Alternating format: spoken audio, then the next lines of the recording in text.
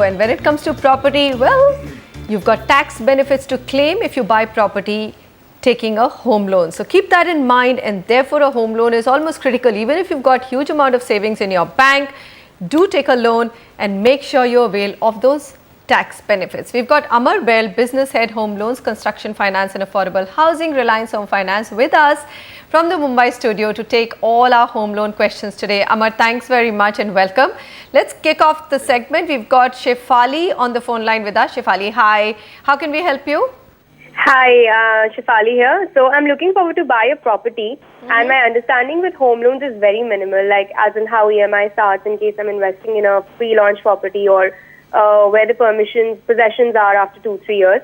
Also would like to know, what is EMI holiday, and if you could also advise me on what should be an ideal down payment for any project. Wow, Shefali, I mean, from your voice, we can make out that you're not a day older than 25, and I hope that's your age. So Amar, they're getting younger by the day. So she says, I don't know much about home loans. Well, neither did I, neither did you when you took your first home loan. So how can we help her?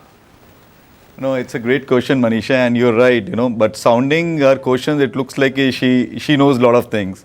Okay, because these are very important questions she's asking. So first, because there are 2-3 questions to start with, in the under construction properties, normally the banker or a financer, any HFC or banks, they do the dispersal in stage wise as per the construction schedule and the builder schedule given to the client and to the financer. Sure. The second question stands for in terms of the under construction, what kind of scheme she can go for. So there can be two kind of options one can opt for. One can be a pre-MI option in which the interest will go only on the disbursed amount, and the second option can be go for full EMI, where interest can be, so full EMI is a part of interest component plus principal component. Right. So interest will be charged on the disbursed amount only, and balance will get reduced from the principal. Now somebody can go for first option if already there are other home expenses, other burden of rental and all that. Now if somebody can afford, then option 2 is better, because then one can run off their overall tenure of loan quickly. Yeah, and start paying principal faster, isn't it? That's also a big point. Absolutely. EMI holiday, I'm quite surprised. I think young people have read about it, what an EMI holiday is, because just in case, there's this big new iPhone that I have to buy and I can't really pay my home loan. Do I get an EMI holiday? Well, we don't wish from the financial side or as a friend also, anybody will go for that kind of holiday period, because it normally don't help in your overall credibility in the financial score. We all have this assessment of our score in a CIBIL, which is a common company, which is a common software, which has all the data points in terms of our loan repayments. Now somebody go for a request of holiday, even at the extreme situation, one should not opt for, because then it will reduce his overall credit score. And that will affect not only your overall eligibility, but anybody in your family is also asking for a loan, it will hurt him.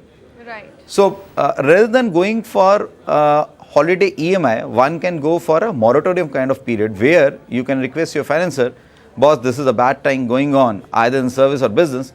Can I have an option of paying only an interest portion and not the principal portion for few years or few months?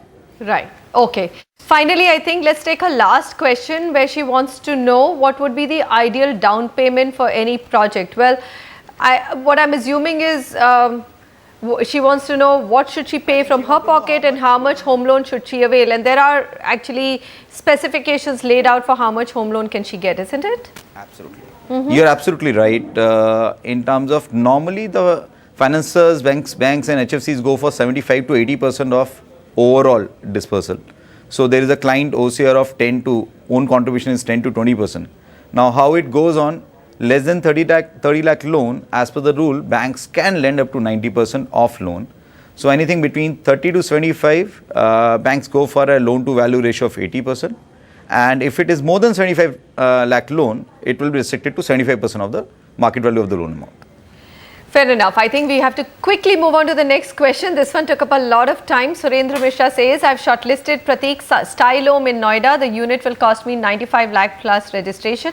I'm a private tutor and my monthly income varies from 3 lakhs to 3.75 lakhs. I pay service tax, but I don't have regular salary slips. How can I get a home loan? He says, I pay 45,000 rupees a month as rent. So tutor, earning a lot of money, but obviously doesn't have, a salary slip. It's a shady sort of a earning pattern. So much in my, I wish I could have read so much in my early life, and if this is the money, somebody's earning. Well, great. No worries, Mr. Mishra. You will definitely be getting a home loan. Bank will consider you as in a self-employed category. Okay. And you will be assessed as per your documents, which are like income tax return and computation of income. So even if you don't have regular salary slips, but you have income tax returns of last 2 years and computation of income, one can get a loan from the banks and housing finance companies. And the second thing I think they ask for in terms of what kind of the loan amount. Right. Now, assuming the age criteria is almost till 65 year when the loan is getting completed. So assuming your age is around between 50 to 55, you still have 10 to 15 years, you should get a loan of between 75 to 80 lakh rupees. All right, fair enough.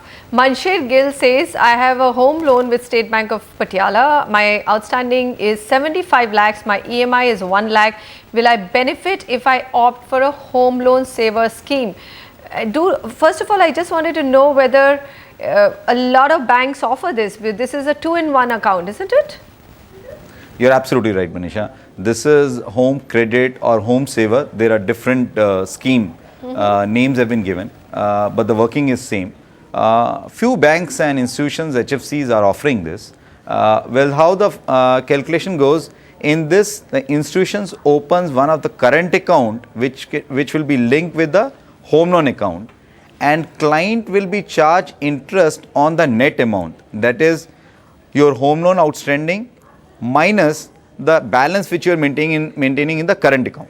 Right. So somebody who is having good cash flows over the month between 5th to 15th, 15th to 30th, and over the months during the year, one should go for this kind of scheme. Well, this scheme, financiers and banker will charge 0.5 to 100 basis point more, but still if somebody is maintaining a good healthy balance in the current account, the benefit can be more.